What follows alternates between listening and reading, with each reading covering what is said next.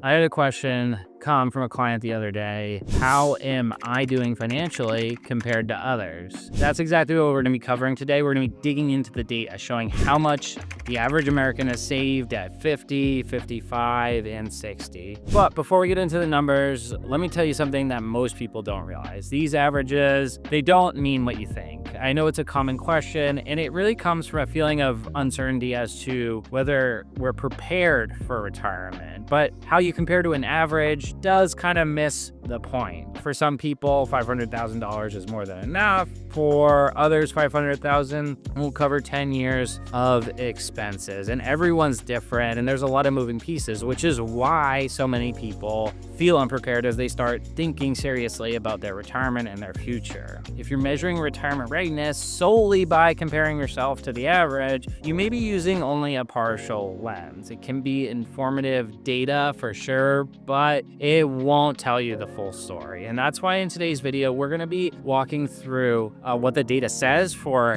how much the average American has saved at 50, 55, and 60. But then we're going to be talking about some critical benchmarks like 500,000. How many people have reached that mark? $1 million. How many people have reached that mark? And we'll be talking about what these numbers mean as to how prepared you might be for retirement. And if there is not an adequate amount of data there, we'll talk about how we can set up personal benchmarks to identify where you truly stand. So for those of you that don't know, I'm Joe Boughan. I'm a certified financial planner. Over the last decade, I've led more than 100 financial planning consultations on retirement. And if there is one thing that I hear repeatedly, it's this: am I falling behind? So in today's video, we are going to be cutting through the averages, the anxiety, the guesswork, and giving you a clear picture of whether you are on track or not. So let's start with the numbers. Of course, Fidelity always releases data on the average 401k balance, but that doesn't paint the whole picture. I see this in the news all the time, and the problem with this data is it is excluding IRAs, Roths, taxable brokerage accounts from the average savings number. Thankfully, the Federal Reserve offers a more comprehensive data set. And according to their data, the median retirement savings for someone age 50 is about $180,000 saved and invested across all accounts. At 55, that number jumps to roughly $225,000, and by 60, around $240,000. On the surface, that number may sound reasonable, but here's the problem. Retirement isn't about how you compare to others. Sure, a comparison can give you a momentary boost, and it could also make you feel panic if you're not quite there, but it doesn't answer the only question that really matters. Are you ready? But what if we just raised the bar and looked at some higher benchmarks? If you're watching this, the chances are that you probably aspire to be more than average financially. And most people have heard that you need $1 million to retire or $500,000 to retire. You've probably heard something like that at least once in your life. So in a moment, I'm going to explore the data as to what percentile of the US population have achieved $500,000 in $1 million. And what are the problems as well as benefits compared to using this as your retirement readiness benchmark? But before we do that, let me offer you something valuable. Have you ever looked at your savings and wondered whether you're ahead or behind, or you're just unsure? We've made it real simple to get clarity. Just click the link below and fill out a short questionnaire, and I will personally send you a 5-minute mini financial planning review, walking you through some basic numbers to identify your progress and what, if anything, you should be thinking about next. Now, back to the benchmarks. According to recent consumer sentiment data, only 22% of individuals have saved at least $500,000. Now, here's what's surprising. Out of this segment of the population, 70% of them with more than $500,000 feel anxious about whether or not they are ready for retirement. Let that sink in. Most people with twice the national average in savings still don't feel ready for retirement. And according to the same research, only 9% of US households have saved over $1 million. And according to a recent couple of surveys, the average American believes that they need anywhere from 1 million to 1.5 million to retire comfortably. So what's the truth? Are fewer than 91% of households not ready to retire at all? Well, I've worked with many clients with all different levels of wealth, and I've had clients that have 5 million saved and still feel behind because their neighbors were a lot wealthier. And that's the trap of comparison, especially in the consumer-driven culture that we live in. Everyone is trying to signal their success and their wealth. What does this tell us? Well, it tells us that savings isn't alone. It's not going to give us the answer. It's not about the size of your account. It's about how your savings align with your unique retirement needs.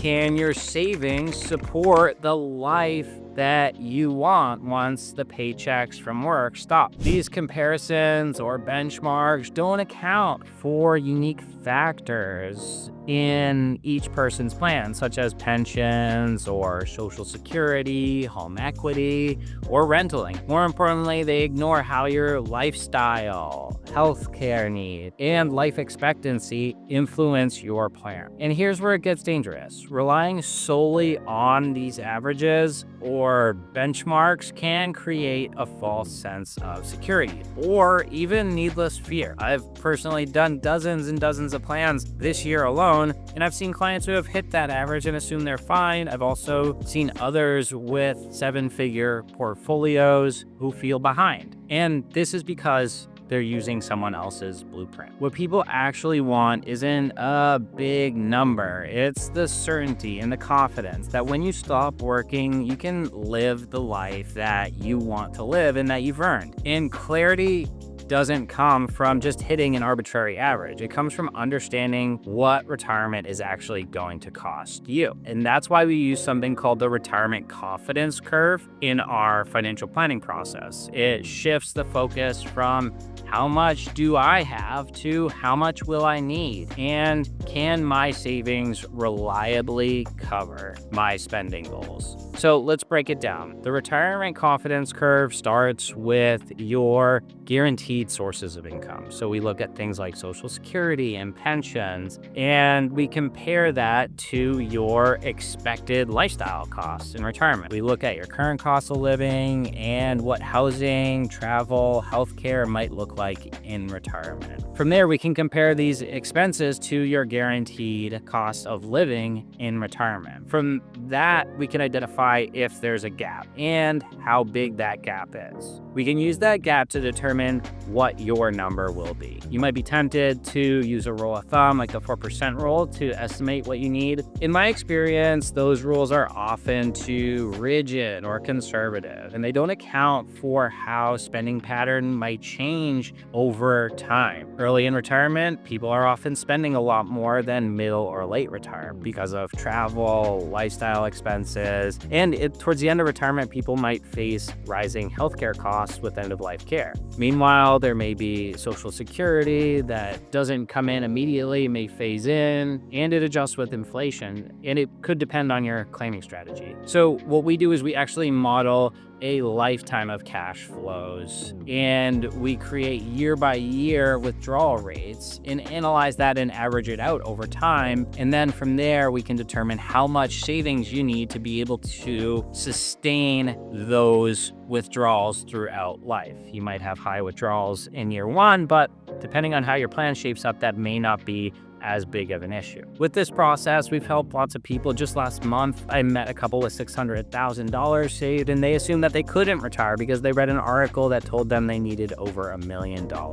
When we actually walked through their expenses and we factored in Social Security and ran the numbers, we realized that they could retire at the end of this year. And that moment of clarity is what really changes everything. I've seen it happen again and again. So here's what we've learned. Yes, the average savings for people between 50 and 60 is interesting. It's generally around $200,000, but it's not your answer. Even being in the top 10% at around $1 million or more doesn't guarantee you are ready for retirement. because retirement isn't about averages, it's about alignment. The good news, you don't have to keep guessing. If you want to really know whether you're on track to retire at 55 or 60 or later, click the link below. Fill out a short form, and I will personally send you a completely free 5-minute video that is personalized around some of your basic variables. It will walk you through where you stand and what next steps may be high value for your situation.